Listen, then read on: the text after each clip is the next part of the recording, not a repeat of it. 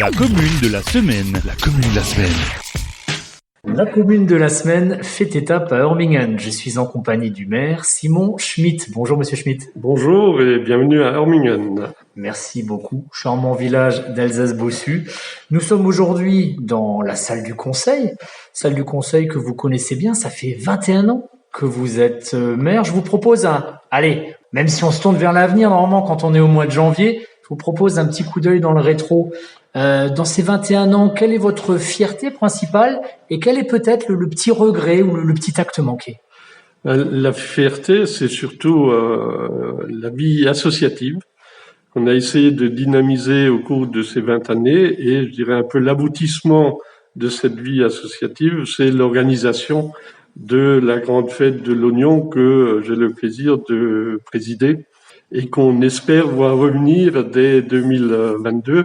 Comme d'habitude, c'est le premier week-end du mois d'août. Si je devais avoir une réserve, c'est plus dû au fait des difficultés financières que rencontrent l'ensemble des communes, parce que quand j'ai été élu maire, mon rêve, c'était d'enfouir tous les réseaux aériens.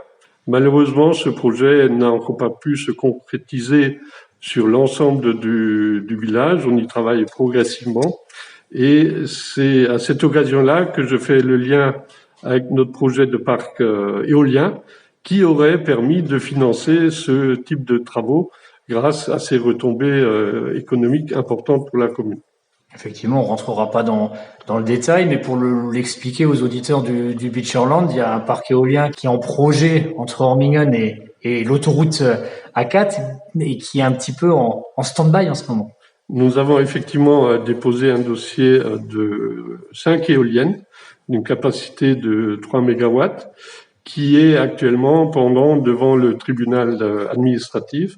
Les porteurs du projet ont contesté le refus émis par l'armée qui considère que leur implantation nuit au vol d'entraînement tactique de l'armée et des hélicoptères en particulier.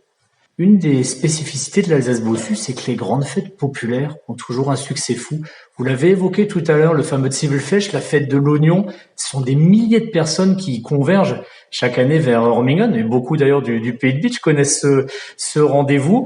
Bon, ça a été malheureusement annulé à cause du Covid, de cette année Covid. Vous avez de l'espoir pour 2022 ? Oui, bien sûr qu'on a un grand espoir à pouvoir organiser à nouveau cette fête autour de l'oignon, qui draine en moyenne autour de 10 000 personnes sur le premier week-end du mois d'août. Et localement, on mobilise 350 bénévoles pour assurer l'organisation de cette fête. Et je peux vous donner quelques chiffres pour situer l'ampleur.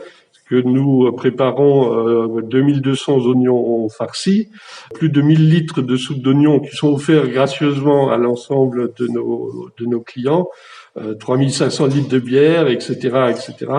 Donc c'est une fête qui a pris une dimension certaine dans le paysage des fêtes gastronomiques, en particulier en Alsace-Bossu. Ouais, et puis quand on épluche des milliers d'oignons, on va pleurer pas mal, ça risque de faire déborder la échelle, mais en tout cas, il faut beaucoup de bras. Ça veut dire que la dynamique associative est forte à Hörmingen. Elle est très importante. Nous avons de très nombreuses associations et très diversifiées entre la marche nordique, la photo, la société de recherche archéologique, le football club, des coureurs, une association qui vient en aide aux enfants malades, etc., etc., des chorales, et l'amicale des sapeurs-pompiers, l'association sport loisirs et j'en passe et d'autres. Donc vraiment une vie associative à Hörmingen très dynamique.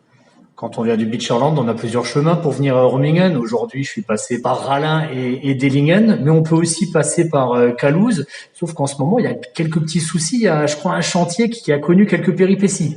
Alors, il y a un gros chantier de réfection en cours de cette route communale.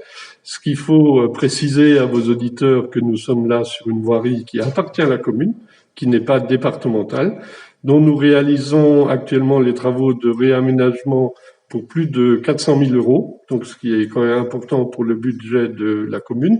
Malheureusement, les travaux n'ont pas pu se concrétiser par la pose des enrobés avant l'hiver.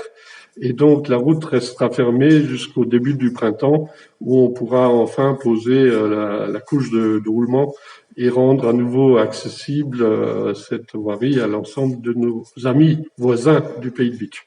Donc on peut se dire qu'au mois de mars, on pourra refaire ce trait d'union entre le Beacherland et l'Alsace-Bossu en direction de Calouse, quoi. Exactement. Mais il y en a un certain nombre d'entre eux qui ont déjà trouvé des raccourcis pour contourner le chantier. Ça manque pas, il y a beaucoup de petits chemins dans les champs autour de Hurmingen. Ça vous plaît d'ailleurs ce cadre au milieu des champs et puis aussi avec les bois à proximité?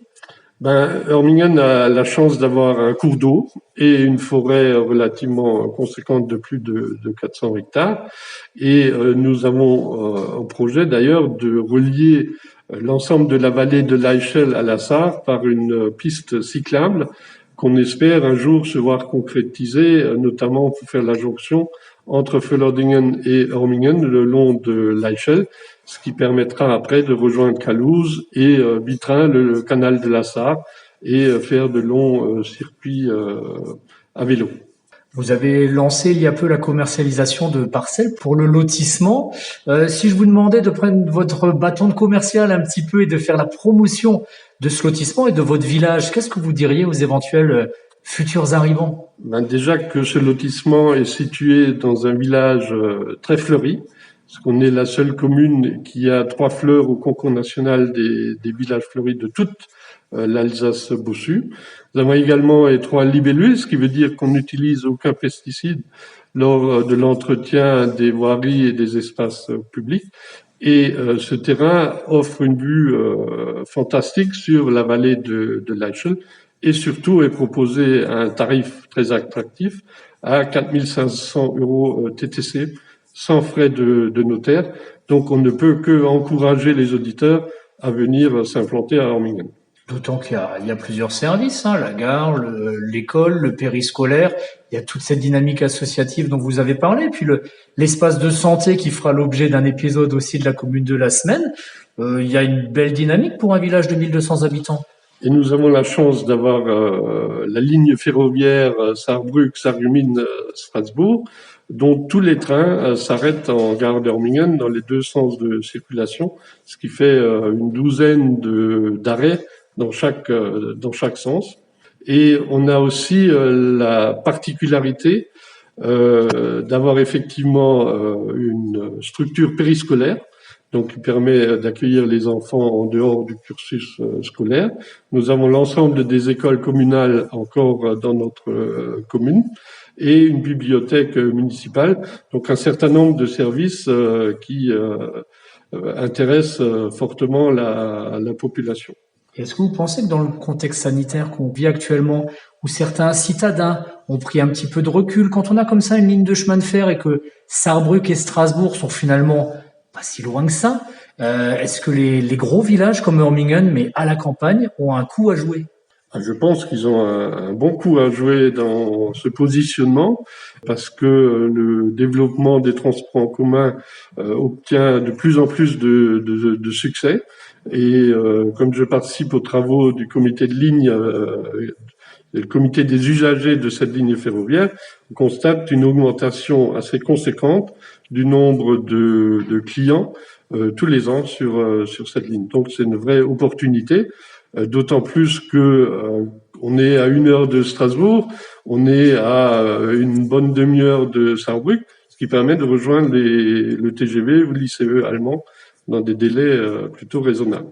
Et puis un atout aussi, c'est que vous êtes vraiment à portée de main du Beacherland. Est-ce que vous êtes la porte de sortie ou la porte d'entrée de l'Alsace-Bossu?